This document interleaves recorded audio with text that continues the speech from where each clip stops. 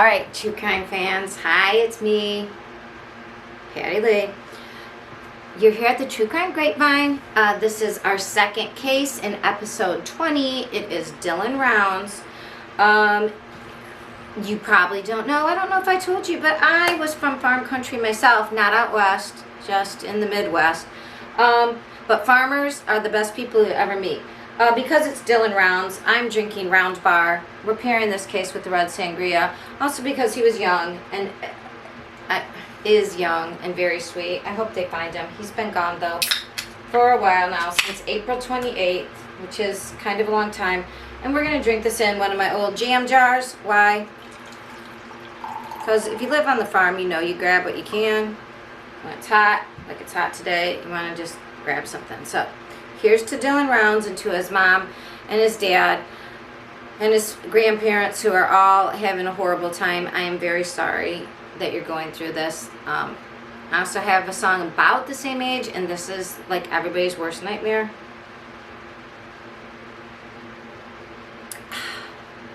This is some of my favorite stuff, I must say. Hate that Dylan has been missing. Love the Red Barn Red Sangria. Okay, so this case is taking place at the corner of, let's see, he was in northwestern Utah, up in the top little corner, 30 minutes away from Nevada, because he, this also takes place in Montello, Nevada, which is where some of the people involved in this case live. He lived in Lucian, Utah, which now, how did I find this out? I forget. I just listened to Stephanie Harlowe today, but somebody else had been talking about what Lucian, I don't know if I looked at, just Googled it. So Lucian, Utah, if you Google it, it's known for this Russian entrepreneur who escaped from beneath the Iron Curtain in Czechoslovakia in the 80s, and had built this like the light craft glider type situation with a certain propeller that was quiet or something. Anyways, he came to the United States, immigrated here, and he ends up in Lucian, and he's lived there for the last 30 years. He's one of the only like permanent residents, and he's lived in different areas. But so it's kind of interesting. And if you watched our last episode, you might also remember that there's a military area there, and so you have like this military place where they're testing, you know, out in the desert, and this guy living in Lucian, but also a lot of people move out west when they want to get away from, you know, rules and the law. And the West has always been kind of a magnet for independent people, right? Independent people who don't like other people who don't like rules, people who are running away from their past. I don't know. Just that's the like lore of the West, right? Like remake yourself, start a new future. Anyways, Dylan was farming his grandfather's land that he had purchased. So he was farming alfalfa, apparently. Thanks, Stephanie. Did not know that. Because it's like a cash crop, and it's a perennial crop, and if you can get it going, it can come back in the next year. So it's like, you know, time saving and economic. And alfalfa, anybody in the farming community, shout out to Farmers of America, and the FFAs in every high school. I see you.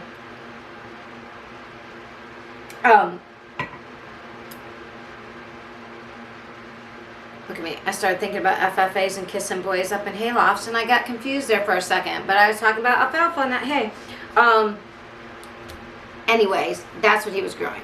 And he was very excited about it. And he had a reason to be up there because his family had farmed up there. He was farming up there.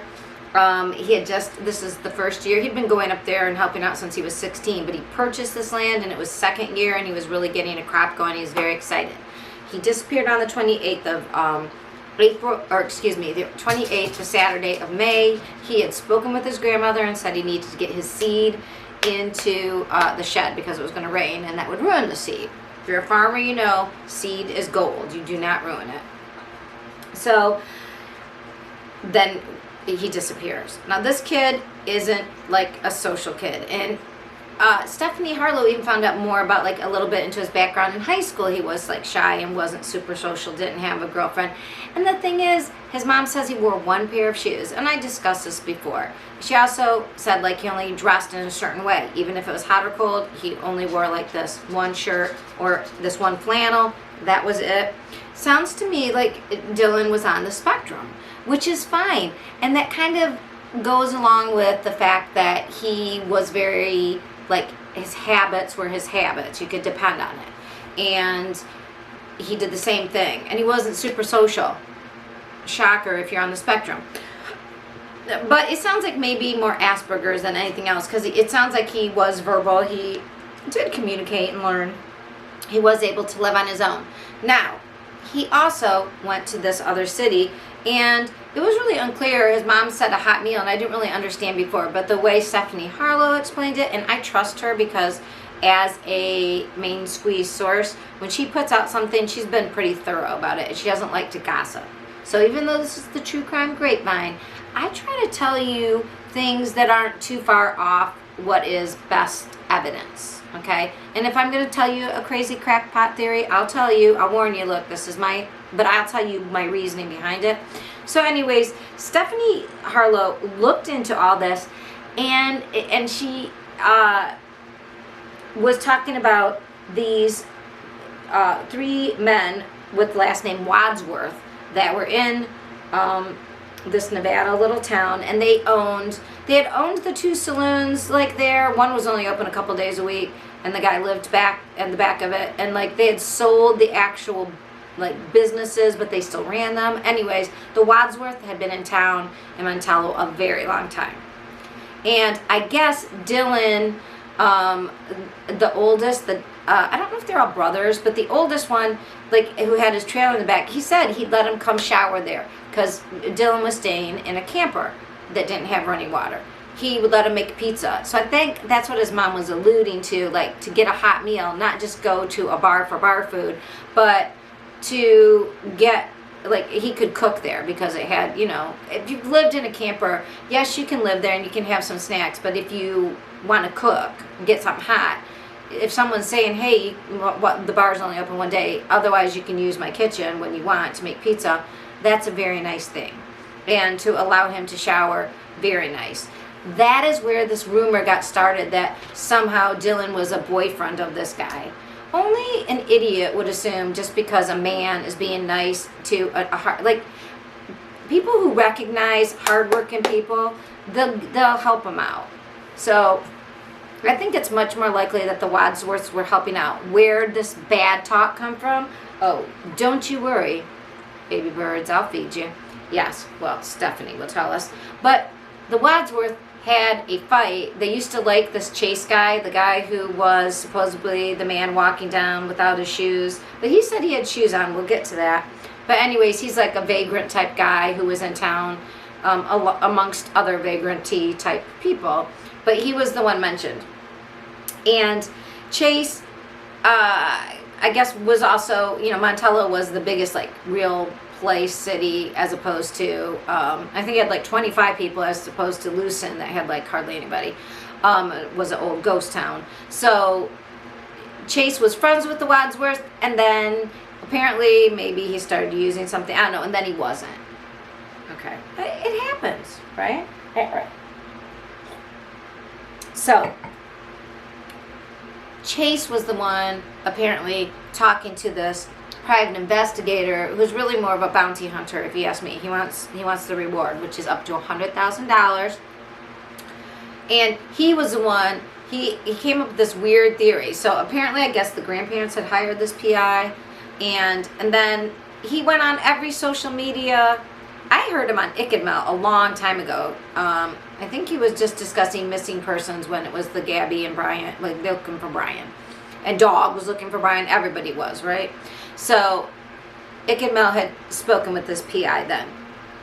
And did he sound a little crass? Yes. Did he sound a little, I don't know, right-wing nutty? I don't know, maybe a little bit. But whatever, if he gets the job done, right? If you're looking for somebody, he didn't, he sounded slightly offensive, but if you have ever lived rurally, there's some people who think like really backward and whatever. That doesn't mean they're bad people, right? They can just, you just accept them for where they are and try to deal with them. Anyways, though, this guy this time, the parents are like, would you stop this? The grandparents are like, hey, no, that's not accurate. And he just went on, keeps telling his tale. I don't know if he's high off his own supply of entertainment and attention. I don't know. Maybe, he really feels like he has this pinned down, but I think he's seeing it from his own viewpoint, and his own viewpoint is skewed. That is my personal opinion. Allegedly, all my speculation. I don't agree, and because especially how Stephanie Harlowe laid it out, I think she had a more well-reasoned explanation why this man was helping out Dylan. And I also think Chase would have, he hates the Wadsworth. Of course he would lie and say something nasty just to get them in trouble. Oh, they have, because Chase thought that they had Dylan hidden away somewhere. I don't know. There's all this weird, not true things. Nobody had Dylan hidden. They went and looked everywhere, and he wasn't found anywhere in Montello. And then the Wadsworths were like, you really need to go be looking in Lucian, where he's from. And if you watch Profiling Evil or The Interview Room, and even Duty Run, all the cops, the retired investigators and police officers and law enforcement will tell you, you start from where the person was last seen, and then you go out. And can you leave that area? And so Dylan was last seen, either he was last heard from at his house talking to his grandmother, and his phone pinged in that area. Now his truck was moved to where he would put his grain seed, which also happens to be where there is a trailer that, so it's on their property, and I don't know if the grandfather was letting anybody else use it. I'm not sure if the grandfather was using it in the past, but there was a squatter there, and the squatter's name is James Brenner. Now, James Brenner and Don were farmhands working on the farm. Don was fired by Dylan, we know this, previously to Dylan going missing by a week or so, I believe, if not more. So, James has been fingered by the FBI. They've found guns that he was not supposed to have because he's a felon. Why do you have a felony? Well, comes to find out, and Stephanie Harlowe found this out too. Everybody kind of now suddenly knows why. Yeah, attempted murder, so seems to have a temper, seems to have tried. Again though, we don't know, right? But the FBI, they're now saying they're holding him. First, they got him on a felon, not supposed to have him guns, because he had guns and he gave them to Don to hold. They can hold you on that because if you've had a prior felony, you're not allowed to have guns. In fact, he had that same felony and was held for like 33 months in prison. And so he gave his guns to Don this time, knowing that Dylan was missing and the cops were around. But now the cops say they have forensic evidence that he has something to do. And I believe either he or Don, one of them was like 5'1", and one of the things was, the mom said the truck bed was pulled up, the seat was pulled way far up, and it was locked. And farmers usually don't lock their stuff, and he never did. So that was his personal habit, as well as what we know from like a culture of just, jumping in and out of your vehicle, as well as the seat being so far pulled up, and Dylan was like almost, he was like 5'10", 5'11", and so somebody very short drove the truck. So I don't know what forensic evidence they have. All they found of Dylan when they first looked, that first day, within the first 3 days he was acknowledged being missing, they found his boots, and his mom said those are the only boots he ever wore. In fact, she has all his boots. Again, back to this is just my speculation from how the mom describes him, that he was probably on the spectrum, which would also preclude sort of the whole idea of what the PI is going down this path of. He had some sort of relationship and trying to hide whatever. That doesn't make any sense according to everything else we know about the kid and the people involved, especially the fact that the guy saying this has a fight with the guy he's accusing. I don't know about you, but again, speculation. That's all speculation and shade. I'm just going to tell you because that's what people are talking about. In fact, that PI was making lots of the rounds. And I will just say, please focus on legal filings and logical things that make logic according to the evidence that we know and the facts. And the facts are, this kid was not super social. He was focused on farming. He did have, like, he did know these other people. He did interact with them, but he didn't really have problems as far as we know. So then we look at everybody's history and what kind of history do they have. And when someone has a history of attempted murder, you do tend to look a little bit closely. If the FBI say they have forensics, I tend to believe the FBI. Not to say they can't make mistakes, right? So where do we stand with the Dylan rounds? Okay, so Chase, the vagrant, was wearing, he said he was wearing boots that Dylan let him charge his phone when he picked him up. And so Stephanie Harlowe made the connection. There was this other young man missing like a month before out in the desert named Aiden. And he was the one. In fact, I was responding and having an exchange on Twitter with Eric at the docket. Go follow at Chasing Papers 89. That's Eric. He really does a great job of, he's first one with legal filings on all these cases. He follows all the crime. So he's a great follow. He has a very irreverent sense of humor, so beware of that. But it really could be, I didn't realize they were two separate people, because right after Aiden's story was in the news, then a few weeks later we were talking about Dylan Rounds, and they were both missing from similar area. Both didn't have boots. Aiden's story was that he was taking his shoes. It looked like he took his shoes off when he was crossing roads, they said, which would, and people said like maybe, he seems like maybe he was on drugs, some hallucinogens, and thought like the road was water, because why would you take off your shoes in the desert and water if you're trying to hide your path? And he like looked like he was crawling, walking. Only his path was found, and then it went nowhere. So he has never been found. Now, I don't know where James Brenner was at that time. I don't know where any of these people were at that time. But could that have been the person that Dylan saw walking? Because as Stephanie Harlowe made a good point, if it was Chase, he knew Chase because Chase was in Montello for the last 3 years, and he knew the Wadsworth and Chase at the time hated each other, but he would have said, oh yeah, I saw Chase, he was like, had no shoes, acting crazy, I didn't want to pick him up. He didn't say that. Instead, he said, I saw this guy who didn't have any shoes, he's kind of bloody and scuffy, I didn't want to pick him up. Was that Aiden? The FBI police have said there's no connection, and so I'm going to go with them.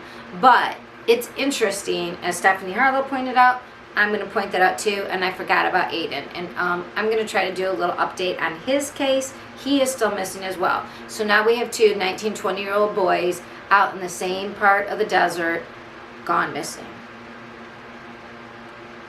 Quinky dink? I don't know. But that's what they thought in Houston with the escorts missing, and now it looks like they had a serial killer on their hands that they missed. So, I don't know. This is only 2. Do we wait for 3 or 4? I hope not. Again. So, Dylan Rounds, still missing. There's $100,000 reward. If you want to see his missing picture, it has been retweeted by my account at True Crime. It's at Grapevine Crime, but we're the True Crime Grapevine. Please, if you know anything, contact the FBI at 1-800-CALL, see the numbers that correspond to CALL FBI, or the box elder. Please, let's find him. One thing that was mentioned that I think is interesting, so they think that somebody else drove his truck. So I don't know how much gas was in the truck or the last time Dylan filled up before he went missing on Saturday. But I wonder if they've done like a radius out, how far somebody could have driven back and forth on what was left even on the full tank, you know what I mean? And then done a circumference of that search area, because they did say they had the Heavy D Sparks people went out and other people have searched. I mean, everybody has helped search. At this point, they don't want any public searching, but you know, within like 3 by 5 mile radius, they can't find anything. I wonder if they expanded out to as far as that truck could have gone, because obviously someone took his truck, is what we think. Anyways, that's just my thought. Lots of mines out there. It used to be gold country and railroad country, so there's lots to explore. All right, and the last thing I wanted to say was, so if you have a felony, don't forget, you can be held on gun charges. We've seen that in the Montgomery case and other cases. So we spoke last week about Barry Morphew, and they're on July 20th or 21st, they thought they could play Let's Make a Deal and he could plead. And I bet he doesn't want a felony, because if you get a felony, you're not allowed to have guns. And Barry loves his guns, right? Which I think means Chaffee County shouldn't take any deal that doesn't include a felony, because voting in somebody else's name and trying to influence an official are felonies. One of those were felonies, and that's what he doesn't want. That's what Iris is trying to get out. So just remember that, folks. Once you have a felony on that's why people want felonies on the record of any type, because once you get them, even if it's like for wire fraud, even if it's for voting fraud, whatever, once you have that, then if you have any guns, you're going to go to jail. And then they can hold you until they find, especially if they're looking for something else. Good to remember, right? Okay. We have come to the end of the Dylan Roundup. Let's raise a glass to his mom, Candace, and his dad. I believe it's Kurt. We hope by next week your son is found and returned to you.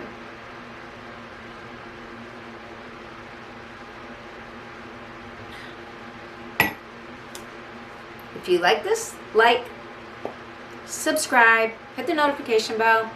I upload once a week. Sometimes I go live on Sundays. And if you liked it, you can join us for our next case in episode 20.